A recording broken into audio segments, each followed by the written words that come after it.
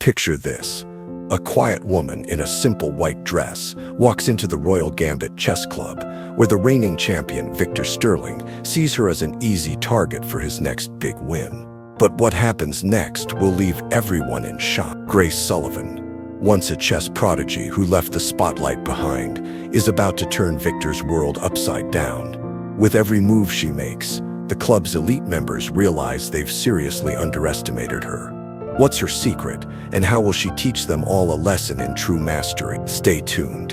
You won't want to miss this unexpected twist. Can you imagine the nerve?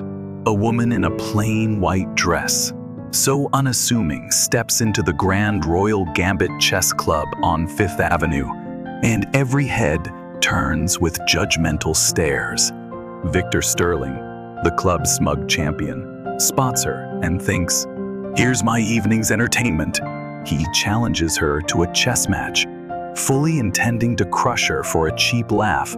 The crowd gathers, buzzing with excitement, ready to see another poor soul fall to Victor's ruthless skill.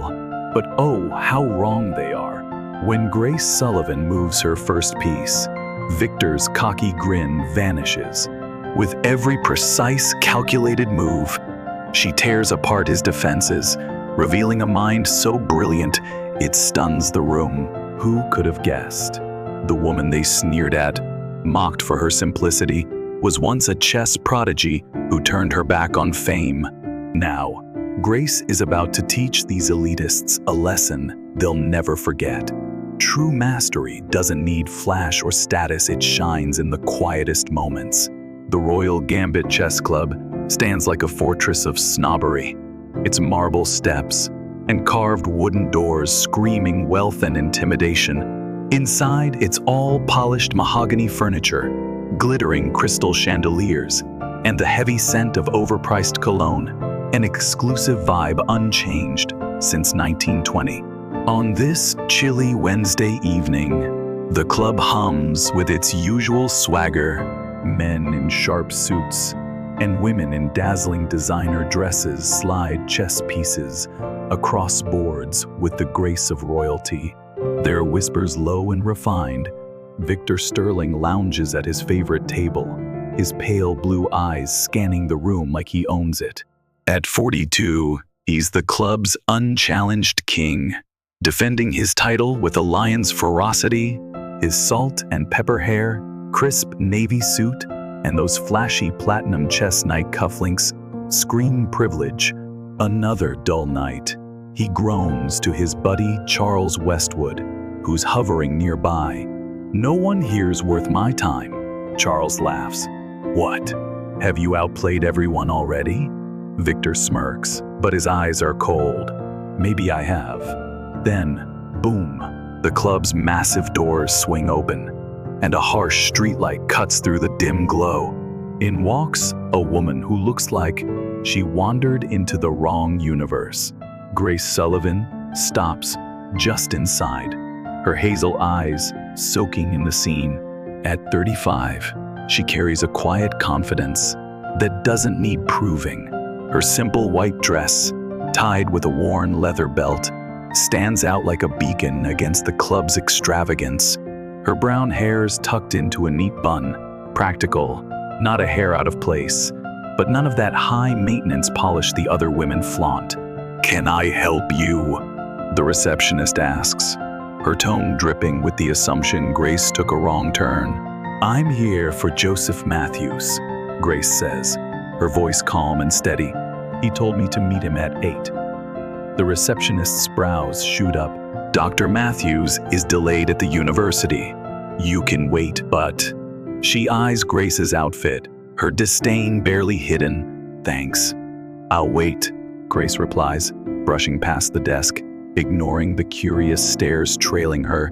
She finds a chair in the corner of the main playing area, sits with poised dignity, and starts watching the games. Her eyes lock onto the boards with an intensity that screams she's no stranger to chess, yet almost no one notices. Victor, though, he's got his radar on. Something about how Grace studies the games, not with a tourist's idle curiosity, but with razor-sharp focus, catches his attention. Who's she? he asks Charles, nodding her way. Charles shrugs. No clue. Doesn't fit in, maybe a maid or a lost tourist? Victor's lips twist into a cruel smile. She's watching like she gets it. Ha! Doubt it. Charles scoffs. Probably just likes the shiny pieces. Victor laughs, but his gaze doesn't leave Grace. Her quiet dignity bugs him. In his world, people like her don't stroll into the Royal Gambit unless they're pouring drinks or scrubbing floors. You know what? He says, standing slowly. I think we've got our fun for the night. Charles grins. Oh, this'll be good. Victor saunters across the room, slow and deliberate, like a predator stalking prey. Club members notice, whispering excitedly, Victor approaching an outsider. That's rare. Grace, oblivious to the storm heading her way, is glued to a nearby match. It's almost over, a clever queenside attack, set to checkmate in 5 moves, though the losing player's clueless. Like what you see? Victor's voice slices through her focus. Grace looks up, unfazed. Yes, thank you. You play? He asks, mockery lacing his tone. A little, she says, giving nothing away. Victor's smile grows, sharp as a blade. A little? How adorable. A crowd's forming now, drawn by Victor's interest in this plain-dressed intruder. I'm Victor Sterling, he declares, expecting her to gasp at his name. Club champion, 7 years running. Grace Sullivan, she replies, flat, no awe, no flattery. Victor's smile flickers, but he doubles down on the condescension. Well, Grace Sullivan, since you love watching, how about a game? I don't often get to teach newbies the art of chess. His fake politeness fools no one. Everyone knows Victor's lessons are brutal takedowns that leave opponents red-faced, and the crowd chuckling. That's kind of you, Grace says, but I'm waiting for someone. Oh, it'll be quick, Victor pushes, his voice tightening. Just a friendly match to kill time. The crowd's bigger now. Victor's challenges are pure theater here, reinforcing the club's pecking order.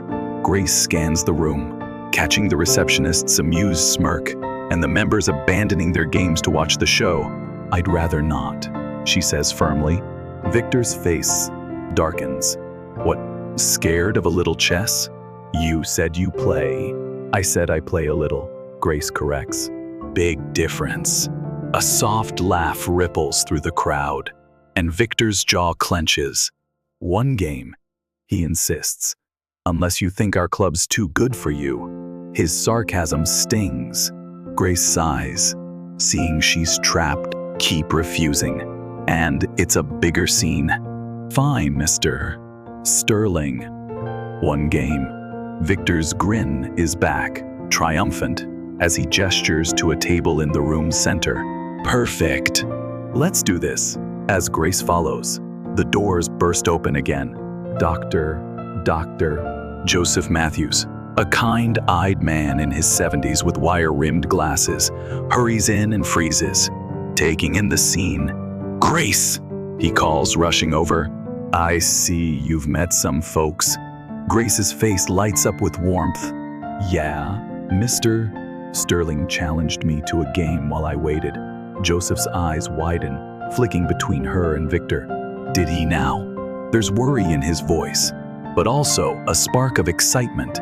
What's he expecting? Just a friendly match, Victor purrs, his voice slick as oil. To welcome your friend to our little club.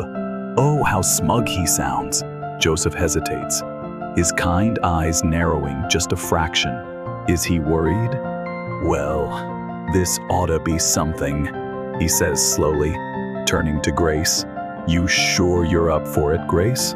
We can just head out if you'd rather. Grace locks eyes with him, a quiet strength in her gaze, and shakes her head. It's only one game, Joseph. I've got this. All right then, Joseph replies, stepping back to join the buzzing crowd, a twinkle of anticipation in his smile. Just don't forget what I taught you. Victor's eyebrows shoot up. Did he catch that?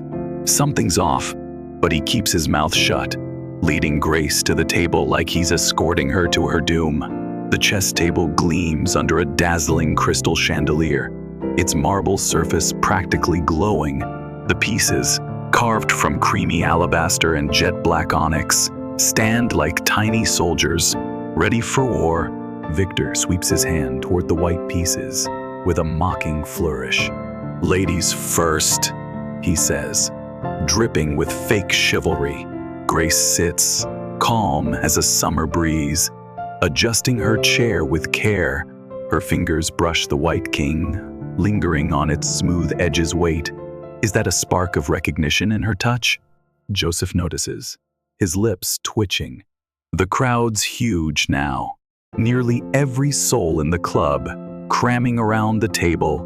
They're not here for a game. They're here for a massacre. Can't you feel their smug certainty? "Standard tournament rules?" Grace asks, her voice steady as a rock. Victor's brows lift, surprised. "You know tournament play?" he says, half laughing. "As I said, I play a little," Grace replies, cool and unruffled. A few snickers ripple through the crowd. "Oh, they're eating this up." Victor nods, settling into his chair with the swagger of a man who's never lost on this turf. Tournament rules it is, 20 minutes each. He waves at Charles, who struts over with a fancy chess clock and sets it up. Grace nudges her white pieces into perfect alignment, her hands moving with a smoothness that screams experience. But who notices? The crowd's too busy waiting for Victor's usual show. Another newbie crushed. "You know," Victor says, casually arranging his black pieces, "I often give new folks a leg up. Maybe a piece handicap? Want it?" His words are a jab, meant to humiliate her before the game even starts. The crowd smirks, waiting for Grace to squirm or take the bait. But Grace? She just shakes her head. "No need, thanks," she says, calm as ever. Victor shrugs, feigning indifference. "Suit yourself." The clock's ticking, the board's set, and every eye's on Grace. The air's thick with expectation, laced with the scent of pricey perfume and silent judgment. What's she gonna do? Then, something shifts. It's subtle, but oh, it's there. Grace's shoulders square just a touch, her eyes locking onto Victor's with a laser-like focus that wasn't there before. Is she ready to surprise them all? Joseph stands at the crowd's edge, his face unreadable except for a tiny, knowing smile. Grace reaches out and slides her pawn to e4, a classic opening, but executed with a grace that feels like she's done this 1,000 times. Victor fires back fast.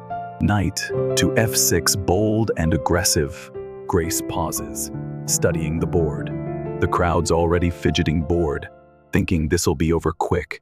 But then she moves her knight to key 3, and there's a precision in it that makes Victor glance up, his confidence flickering. What's going on here? Interesting choice, he says, trying to sound superior. Every move in chess should be interesting. Grace shoots back, her voice carrying a new weight. Why else play?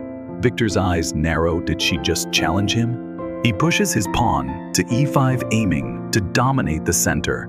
Grace doesn't flinch, sliding her bishop to b5, pinning his knight to his king. A gasp ripples through the crowd. That move's sharp, strategic, and downright masterful. Victor stares at the board, a frown creasing his brow. This isn't going how he planned. Your mentor taught you some tricks, huh? He says, trying to claw back control. Grace doesn't even look up, her focus glued to the game. The match is on, and the crowd, expecting a quick kill, is now watching a real battle unfold. 20 minutes in, the room's electric. What started as a cruel spectacle has morphed into a nail-biter. Whispers of shock and reluctant respect hum through the audience. Victor's smug grin, gone. His face is all intense focus, sweat beading on his forehead as he puzzles over his next move. The board tells a story of a fierce fight. Grace sacrificed a knight for position, a gutsy move that screams expertise. Victor's countered well, but he's stuck reacting to her plays, not making his own. Check, Grace says softly, her bishop slicing across the board. Victor jerks his king out of harm's way, but his moves are shaky now. Joseph spots a twitch in Victor's jaw, a sign of cracking under pressure. You've played before, Victor snaps, not asking but accusing. Grace glances up, briefly. I told you, I play a little, he scoffs, repeating her words with venom. This ain't a little, Miss Sullivan. Grace ignores him, advancing a pawn that looks harmless but forces Victor's bishop to retreat. The clock's brutal Victor's burned 15 of his 20 minutes, while Grace has only used 8. Time's squeezing him, piling on the stress.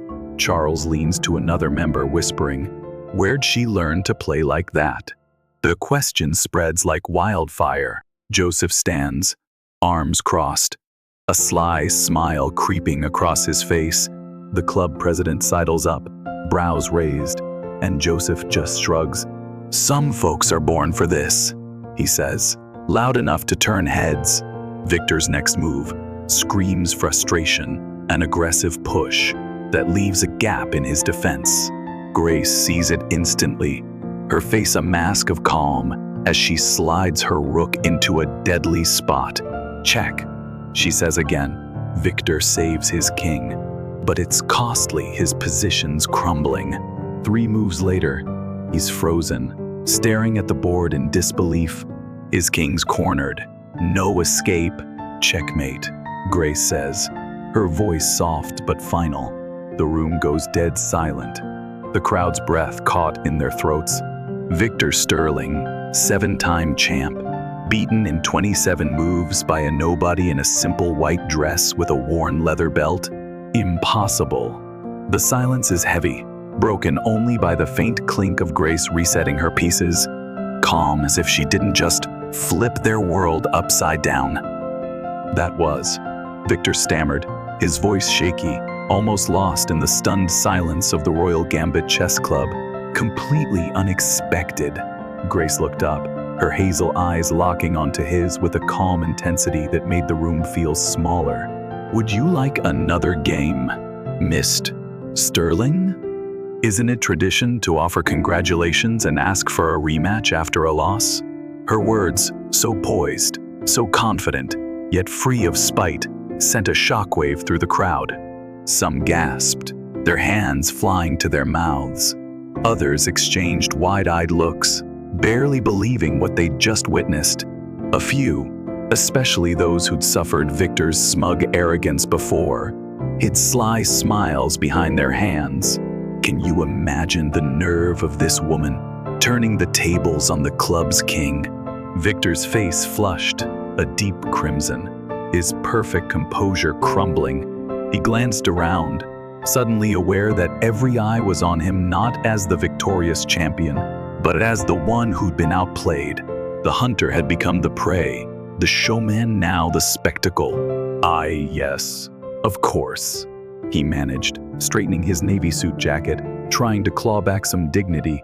A rematch. But let's make it interesting, shall we? How about a wager? Grace's expression cooled, her eyes narrowing slightly.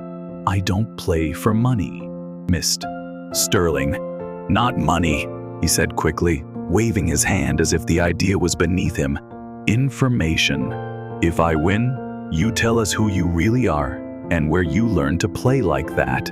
He paused, realizing he had nothing she seemed to want. And if you win, Grace didn't miss a beat, finishing his sentence with a quiet authority that silenced the room. If I win, you'll stop ambushing unsuspecting visitors to this club for your amusement. Victor blinked, stunned. How did she know his game? Behind her, Joseph's proud smile lit up, his eyes twinkling with delight. deal," Victor said, grabbing the black pieces, but then hesitating. "But this time I'll take white." As they reset the board, the crowd swelled, buzzing with excitement. Word of Grace's victory had spread like wildfire, pulling members from the bar, the reading rooms, even the staff who lingered nearby, pretending to polish silver or adjust curtains just to catch a glimpse. "She beat Victor," a newcomer whispered, eyes wide. "No way," another hissed back. "I saw it myself." The rematch kicked off with Victor diving in aggressively, his white pieces charging forward like he was determined to erase his defeat with one swift blow. But Grace? Oh, she was a picture of calm, her moves precise, each one revealing a deep, almost poetic understanding of chess's timeless strategies. Can you feel the tension in the air? 10 moves in, Winston Davis, a club regular with a sharp eye, leaned toward Joseph, his voice low but urgent. "She's incredible. Where on earth did you find her?" Joseph's smile was cryptic, like he was holding a delicious secret. "I didn't find Grace. She was my student years ago, before she chose a different path." "Your student?" Winston gasped. "She could be running this place." Joseph nodded, his eyes glinting. Oh, she could. On the board, the battle raged fiercer than ever. Victor sacrificed a pawn, hoping to seize control. But Grace's counterattack was like a perfectly timed dance move, exposing his play as rushed and reckless. Slowly, surely, the game tilted in her favor again, and the crowd's whispers grew louder, more awestruck. They weren't watching for Victor's comeback anymore, they were witnessing Grace's brilliance unfold. Move after stunning move. The rematch ended even more decisively than the first. And oh, what a moment. Victor's desperate final push for a draw crumbled under Grace's elegant combination. So beautiful that several members let out soft murmurs of admiration. "Checkmate in 3, Grace announced, her voice quiet but ringing with finality. Victor stared at the board, his hands frozen, then slowly tipped his king over, surrendering to the undeniable truth. The room held its breath. "Who are you?" he asked, his voice a raw mix of frustration and awe. Grace glanced at Joseph, who gave her a gentle nod, like he knew this moment was coming. "Just someone who loves chess." "Missed Sterling," she said, standing with a grace that matched her name. "And now, if you'll excuse me, Joseph and I have dinner plans." But Victor wasn't ready to let her slip away. "Wait," he called, leaping to his feet. "I've faced grandmasters who couldn't take apart a position like you just did. You're not just some chess lover." The room fell silent again, every ear straining to hear her response. Joseph stepped forward, his voice warm but firm. "Maybe I can clear things up," he said, glancing at the crowd. "Though I bet some of our older members already know Grace Sullivan, once known as Grace Bennett." A collective gasp erupted, especially from the gray-haired members at the back. "The prodigy," one cried out, "the girl who vanished before the international championship." Joseph nodded, his face glowing with pride. 20 years ago, Grace was the most promising player I ever coached. She earned a spot in the international championship at just 15. Victor's jaw dropped, his eyes widening as the pieces clicked into place. "Bennett," he breathed. "I studied your games. They're in textbooks. But you disappeared before the finals." Everyone thought a lot of things." Grace cut in gently, her voice soft but firm. "None of it matters now." She turned to Joseph, her smile warm. "Ready to go? Your skills haven't faded a bit, despite stepping away from tournaments," Joseph said. As they headed for the exit, Grace's smile grew, a spark of joy in her eyes. "I never stopped playing, Joseph. I just stopped playing for the spotlight." The crowd parted like a sea, their faces now filled with respect, some even a touch of awe. as Grace and Joseph passed. But just as they reached the heavy wooden doors, Victor's voice rang out again. "Miss Sullivan, Miss Bennett, hold on." They turned, and there he was, approaching with a look that was humble. "I owe you an apology," he said, the words clearly hard for him to say. "I was rude, unprofessional, and just plain unkind." Grace studied him, her expression thoughtful. "Apology accepted." "Missed Sterling." Victor hesitated, then pushed on. Could you consider coming back? Maybe give a talk or a demonstration? This club, we'd learn so much from you." Joseph watched closely, catching the fleeting spark of consideration in Grace's eyes before she shook her head. "That's kind, but no. I have a full life teaching elementary school math. Chess is my haven, not my career." Victor's face fell, genuine disappointment in his eyes. "But why?" he pressed. "Why walk away? You could have been world champion." Grace's smile was soft, her features glowing with quiet wisdom. "I realized I loved chess more than I loved winning. The pressure was turning my passion into a chore." She glanced around the lavish club, its chandeliers glinting above. "Chess has a beauty when it's played for joy, Mr. Sterling. When it's about status or crushing others, that beauty fades away." Victor nodded slowly, her words sinking in, like a lesson he'd never forget. "Your wager," Grace reminded him gently. "No more picking on unsuspecting visitors. You have my word," Victor said, extending his hand. Grace shook it firmly, her grip steady and sure, then turned to leave with Joseph. As the doors swung shut behind them, the club buzzed back to life. But something had shifted. Members gathered at tables, eagerly replaying Grace's moves from memory, their voices alive with excitement as they debated strategies and marveled at her combinations. Victor Sterling, the once untouchable champion, returned to his table, but instead of basking in his usual glory, he pulled out a leather-bound notebook. His pen moved quickly, not to boast of a win, but to capture the lessons taught by an unexpected teacher in a simple white dress with a worn leather belt. Can you believe it? If Grace's story tugged at your heart, let it remind you that brilliance often hides in the quietest corners. True mastery isn't about flaunting your skill. It's about the silent dedication that turns passion into something extraordinary. Have you ever been underestimated, only to prove everyone wrong? Drop your story in the comments. We'd love to hear it. And if this tale of hidden talent and hard-earned respect moved you, hit that subscribe button. Tell us where you're tuning in from. Our stories travel across America, delivering powerful messages to every corner of the country. Until next time, let's all remember, judge less, discover more.